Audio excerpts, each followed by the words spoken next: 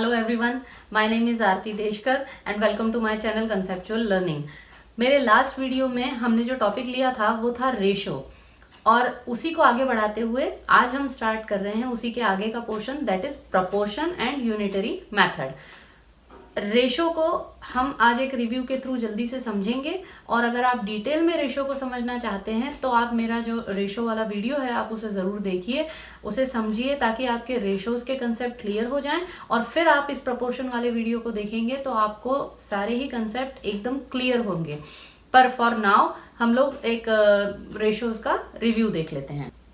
Ratio किन्हीं भी दो वैल्यूज को डिवीजन के थ्रू जब हम कंपेयर करते हैं तो वो कहलाता है रेशो।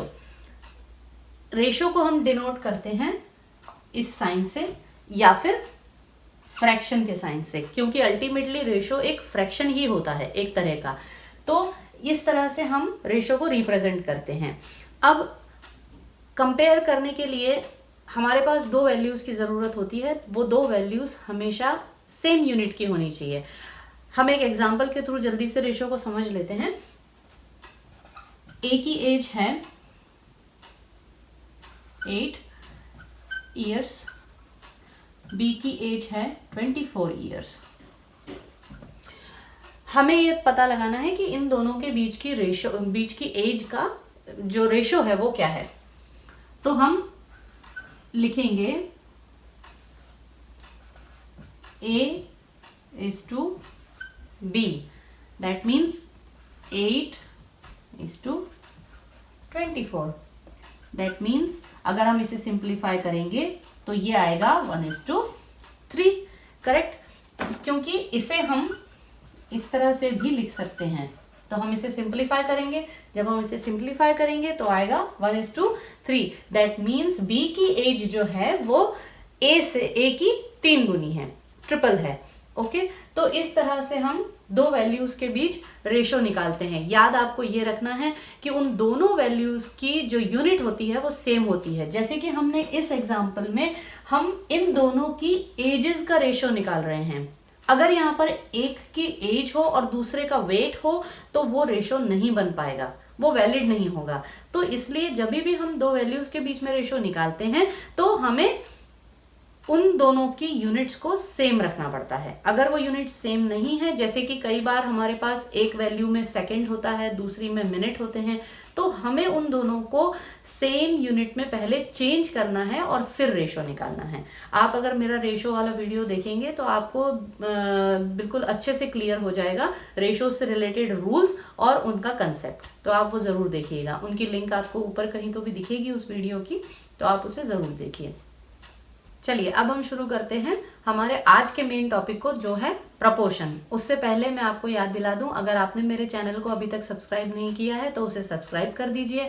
पहली बार अगर कुछ लोग देख रहे हैं मेरे चैनल को तो जल्दी से जाके उसे सब्सक्राइब कर दीजिए और बेल बटन को भी हिट करिए, ताकि मेरा जो नेक्स्ट वीडियो आएगा उसका आपको नोटिफिकेशन जल्दी मिलेगा और आप वो वीडियो मिस नहीं करेंगे। चलिए शुरू करते हैं। प्रपोर्शन एक इक्वेशन होती है जो कि ये डिफाइन करती है कि दो रेशोज या दो फ्रैक्शंस आपस में इक्विवेलेंट हैं या नहीं। हम इसे अगर सिंपल लैंग्वेज में समझें तो रेशो जो है वो एक एक्सप्रेशन होता है, और प्रपोर्शन जो होता है वो दो रेशोज से बनी हुई एक इक्वेशन होती है, जिसमें हम ये चेक करते हैं कि जो दो रेशो यहाँ पर रखे हुए हैं लेफ्ट हैंड साइड और राइट हैंड साइड में, वो आपस में इक्विवेलेंट हैं या नहीं। अगर वो इक्विवेलेंट हैं तो हमारी जो इक्वेशन है वो प्रपोर्शनेट होती है, या जो वो रेशोज की वैल्यू है वो प्रपोर्शनेट होती है। और अगर वो इक्विवेलेंट नहीं है तो वो प्रपोर्शन में नहीं है। तो इतनी सी इसकी डेफिनेशन है। अब हम प्रपोर्शन को और डिटेल में कुछ एग्जाम्पल्स के थ्रू समझेंगे, जिससे कि हमारा कंसेप्ट जो है प्रपोर्शन का वो क्लियर हो जाएगा। अब प्रपोर्शन को समझने के लिए हम सबसे पहले डेली लाइफ का एक एग्जाम्पल लेते हैं, जिसके थ्रू आपको एटलीस्ट प्रपोर्शन क्या होता है और वो क्या क्या उसका कंसेप्ट है वो आपको क्लियर हो जाएगा। फॉर एग्जाम्पल, दो बच्चे हैं, वो अपनी मॉम्स के साथ शॉपिंग करने गए। दूसरे दिन वो मिले। एक बच्चे ने कहा कि हम तो कल मॉल से 2 बॉल्स लेकर आए 20 रुपीज़ में। तो दूसरा बच्चा बोला, ओ बट हम तो 3 बॉल्स लेकर आए 24 रुपीज़ में। तो अब दोनों ये सोचने लगे कि दोनों में से किसको बॉल सस्ती पड़ी और किसको महंगी पड़ी। कौन फायदे में रहा और कौन नुकसान में रहा, क्योंकि एक को जो बॉल पड़ी वो 2 बॉल्स मिली उसको 20 रुपीज़ में और दूसरे को 3 बॉल्स मिली 24 रुपीज़ में। अब ये हमें पता लगाना होगा कि दोनों में से कौन फायदे में रहा। तो इस तरह की जो प्रॉब्लम्स होती हैं उनको हम प्रपोर्शन के थ्रू सॉल्व करते हैं। हम चेक करते हैं कि जो रेशो है बॉल्स का और उनके जो प्राइस हैं अकॉर्डिंगली उनका, वो प्रोपोर्शनेट है या नहीं है। आई होप आपको क्लियर हुआ होगा कि एग्जैक्टली प्रपोर्शन किस लिए यूज होता है। अब हम कुछ रिटन एग्जाम्पल देखते हैं जिनके के थ्रू हम बाकी का जो और भी कुछ डाउट है अगर प्रपोर्शन को लेके तो वो क्लियर हो जाएगा। अब हम एक एग्जाम्पल देखते हैं, रिटन एग्जाम्पल देखते हैं जिसको कि हम सॉल्व करके प्रपोर्शन निकालेंगे। तो हमारा जो एग्जाम्पल है वो है ए ने 3 पेन्स खरीदे 15 रुपीज़ में और बी ने 10 पेन्स खरीदे 50 रुपीज़ में। दोनों के पेन्स की क्वांटिटी अलग है, दोनों के अमाउंट अलग हैं। तो हमें ये पता लगाना है कि दोनों ने जो प्राइस के अकॉर्डिंग जो पेन खरीदे वो प्रोपोर्शनेट हैं या नहीं, दोनों में से किसको फायदा हुआ और किसको नुकसान हुआ। ये एग्जाम्पल जस्ट अभी मैंने जो आपको एग्जाम्पल दिया वर्बली उसी से मैच करता हुआ एग्जाम्पल है, इसे हम रिटन में समझेंगे। तो ये प्रोपोर्शन निकालने के लिए हम सबसे पहले क्या करेंगे, सबसे पहले हम ए और बी ने जो पेन खरीदे हैं उन क्वांटिटीज का रेशो निकालेंगे जो कि है 3:10, क्योंकि ए ने 3 पेन्स खरीदे हैं और बी ने 10 पेन्स खरीदे हैं। तो ये रेशो हो गया। दूसरा रेशो हम निकालेंगे दोनों के बीच के प्राइसेस का। ए को पेन जो मिले हैं वो मिले हैं 15 रुपीज़ में और बी को जो पेन्स मिले हैं वो मिले हैं 50 रुपीज़ में। तो उनका जो रेशो होगा वो 15:50, करेक्ट। तो हम प्रपोर्शन में रखने के लिए उसको लिखेंगे 3:10 इज इक्वल टू 15:50। इसे हम इक्वल के थ्रू भी दिखाते हैं और इसे हम इस साइन से भी दिखाते हैं। ये प्रपोर्शन का साइन है। तो जब हम इस तरह से एक इक्वेशन बना लेंगे तो हम देख सकते हैं कि लेफ्ट हैंड साइड जो है उसको हम सिंप्लीफाई कर सकते हैं। तो जब हम उसको सिंप्लीफाई करेंगे तो जो आंसर आएगा वो आएगा 3:10। राइट हैंड साइड में ऑलरेडी 3:10 है, यानी कि हमारी जो दोनों साइड्स हैं वो इक्वल हैं। दैट मीन्स कि ए और बी दोनों को उनके अमाउंट के अकॉर्डिंग जो पेन मिले हैं वो प्रपोर्शन में हैं। किसी को भी फायदा नहीं हुआ और किसी को भी नुकसान नहीं हुआ, दोनों को जो पेन है वो इक्वल रेट में मिले हैं। क्लियर। तो ये एक प्रपोर्शन का एग्जाम्पल है। अब हमारा जो दूसरा एग्जाम्पल है वो है कि ए ने 2 kg एप्पल्स खरीदे 40 रुपीज़ में और बी ने 4 kg एप्पल्स खरीदे 72 रुपीज़ में। तो अब हमें यह पता लगाना है कि दोनों में से किसको एप्पल्स महंगे मिले और किसको सस्ते मिले, या फिर क्या उनके आपस के जो रेट के अकॉर्डिंग जो एप्पल्स की क्वांटिटी है वो प्रोपोर्शनेट है या नहीं, ये हमें पता लगाना है। तो हमने जो अभी जो प्रीवियसली जो एग्जांपल देखा उसी जैसे हम उसी मेथड को यूज करेंगे। क्या करेंगे, हम जो ए और बी के जरिए खरीदे गए जो एप्पल्स हैं उनका हम सबसे पहले रेशो निकालेंगे जो कि है 2:4 और फिर उसके बाद उनके प्राइसेस का रेशो निकालेंगे जो कि है 40:72। जब हम दोनों साइड्स को इक्वल रखेंगे तो हम कंपेयर करेंगे। राइट हैंड साइड को जब हम सिंप्लीफाई करेंगे तो उसका आंसर आएगा 1:2 और जब हम लेफ्ट हैंड साइड को सिंप्लीफाई करेंगे तो उसका जो आंसर आएगा वो होगा, जब उसको सिंप्लीफाई कर लेंगे 8 से डिवाइड करके दोनों तरफ, तो वो आएगा 5:9। दैट मीन्स कि हमारी राइट हैंड साइड और लेफ्ट हैंड साइड दोनों की वैल्यूज मैच नहीं कर रही हैं, तो दोनों को मिले हुए एप्पल्स अकॉर्डिंग टू उनके प्राइस इक्विवेलेंट नहीं है, वो प्रोपोर्शनेट नहीं है। तो इस तरह से हम किसी भी दो रेशोज को चेक करके ये जान सकते हैं कि वो प्रोपोर्शनेट हैं या नहीं है। तो ये एक और एग्जाम्पल था जो कि प्रोपोर्शन का था।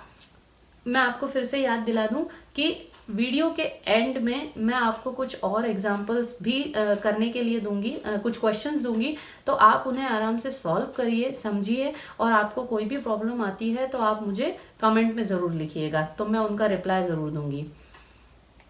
अब बढ़ते हैं हम थर्ड एग्जाम्पल की तरफ। उससे पहले मेरी आपसे एक रिक्वेस्ट है कि अभी जो हमने एप्पल वाला जो एग्जाम्पल देखा उसमें हमने ये तो देखा कि दोनों के जो प्राइस के अकॉर्डिंग जो एप्पल्स का अमाउंट है वो प्रोपोर्शनेट नहीं है, लेकिन मैंने आपको ये नहीं बताया कि दोनों में से एप्पल किसे महंगे पड़े और किसे सस्ते पड़े। तो मेरी आपसे ये रिक्वेस्ट है कि ये पता आप लगाइए और मुझे कमेंट में लिखिए कि ए और बी में से ए को एप्पल सस्ते पड़े या फिर बी को, दोनों में से किसको फायदा हुआ और किसको नुकसान हुआ, ये आप कमेंट में लिखकर मुझे ज़रूर भेजिएगा। अब थर्ड जो एग्जाम्पल है वो थोड़ा सा ट्रिकी है, लेकिन मैं पूरी कोशिश करूंगी कि आपको डिटेल में समझाऊं ताकि आपको क्लियर हो जाए। तो शुरू करते हैं।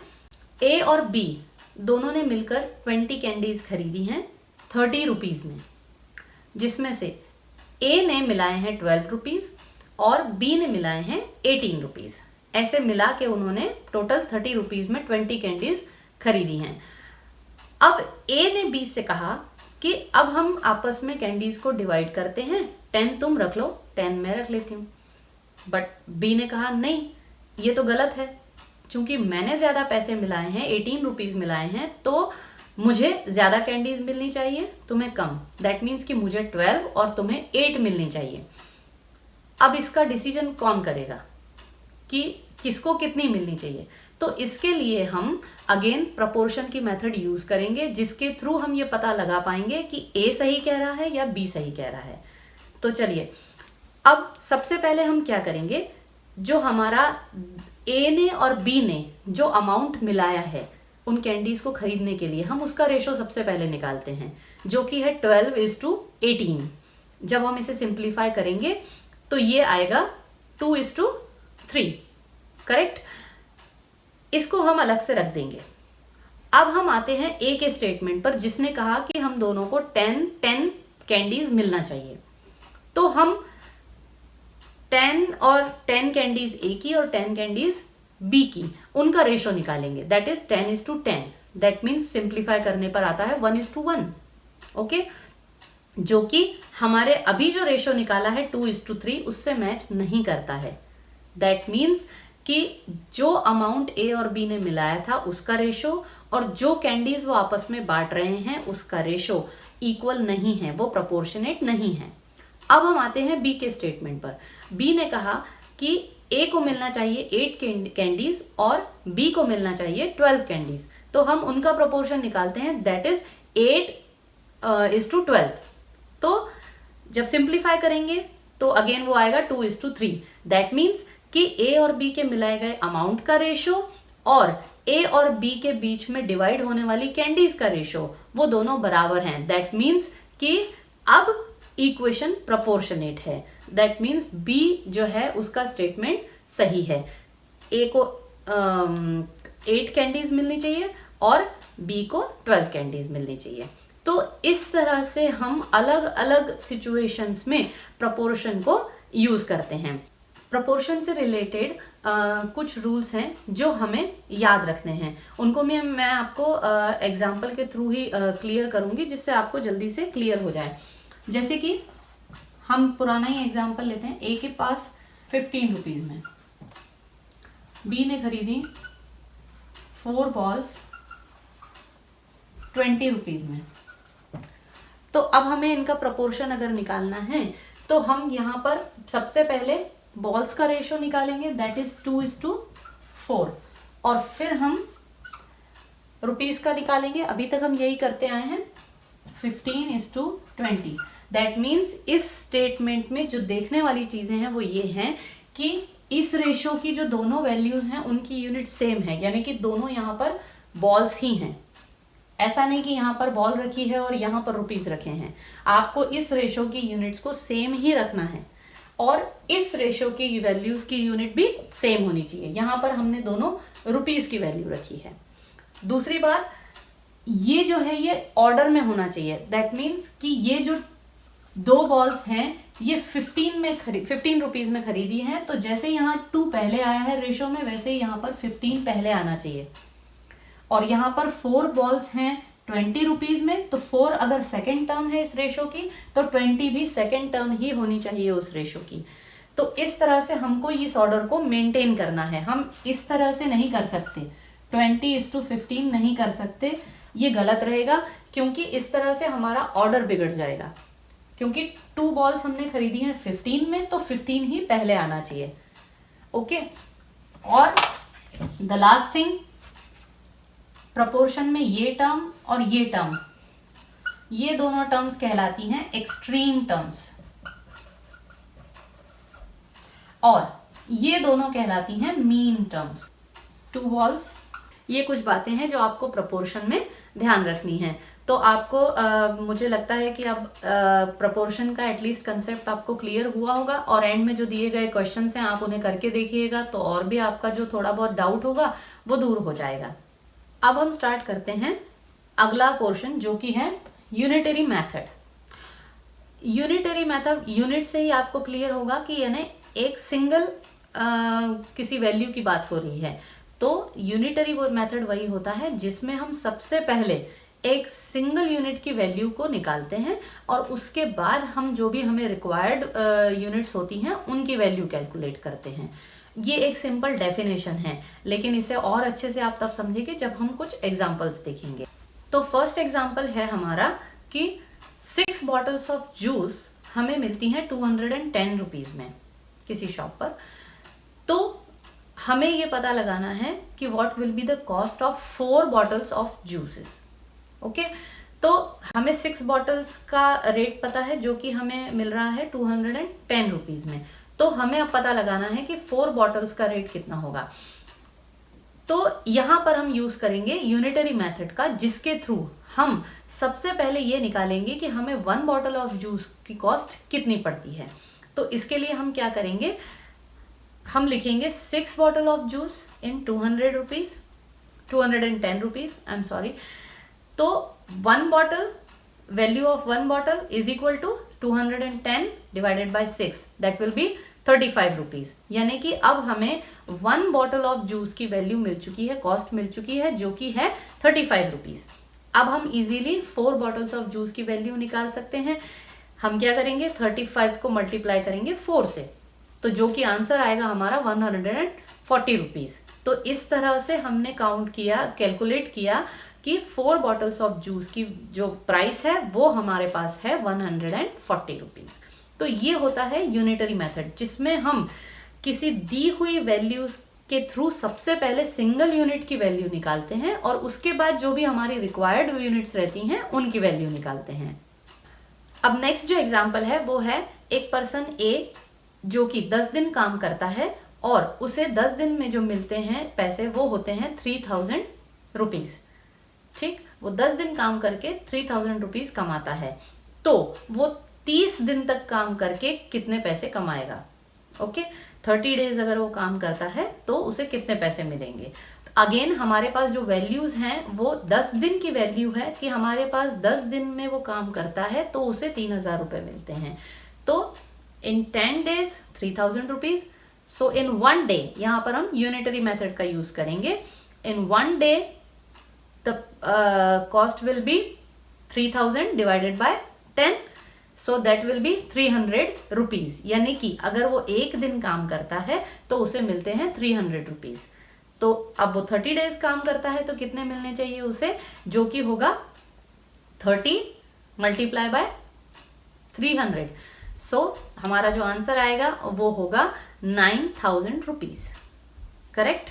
तो इस तरह से हम यूनिटरी मेथड का यूज करते हैं। अगर हमें कोई भी बड़ी वैल्यू दी गई हो तो उसके थ्रू हम सबसे पहले सिंगल यूनिट की वैल्यू निकालेंगे, और उसके बाद हमें जो भी रिक्वायर्ड यूनिट्स हैं उनकी वैल्यू निकालेंगे। तो ये बहुत ही सिंपल है यूनिटरी मेथड, इसमें कुछ बहुत बड़ा कोई भी टफ कंसेप्ट नहीं है।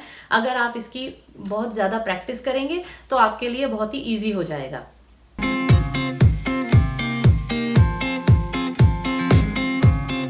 तो आज हमने जो टॉपिक कवर किए वो है प्रपोर्शन एंड यूनिटरी मेथड। ये बहुत ही सिंपल टॉपिक हैं, उसके लिए आपको रेशोज के कंसेप्ट क्लियर होने चाहिए, तो उसके बाद आपको प्रपोर्शन भी एकदम इजीली समझ में आएगा। और आपको हेल्प करने के लिए अभी स्क्रीन पर जो क्वेश्चंस थे आप उन्हें भी सॉल्व करके देखिए। कोई प्रॉब्लम आए तो आप मुझे ज़रूर कमेंट कीजिए, मैं रिप्लाई करूँगी। आज का वीडियो आपको अगर अच्छा लगा हो तो उसे लाइक करिए और सब्सक्राइब करिए मेरे चैनल को जल्दी से जल्दी। शेयर भी कीजिए अपने फ्रेंड्स के साथ ताकि उनके भी कंसेप्ट क्लियर हो सकें। और नोटिफिकेशन के लिए बेल बटन दबाना मत भूलिएगा। ओके, और मेरी रिक्वेस्ट है कि आप कमेंट में मुझे ये भी सजेस्ट करिए कि मुझे और किन टॉपिक्स पर वीडियो बनाने चाहिए, तो मैं उसके ऊपर काम करूँगी और जल्दी से जल्दी उन वीडियोस को आपके सामने लेकर आऊँगी। सो मिलते हैं नेक्स्ट वीडियो में again. Till then, good bye, keep learning maths and have a good day. Thank you.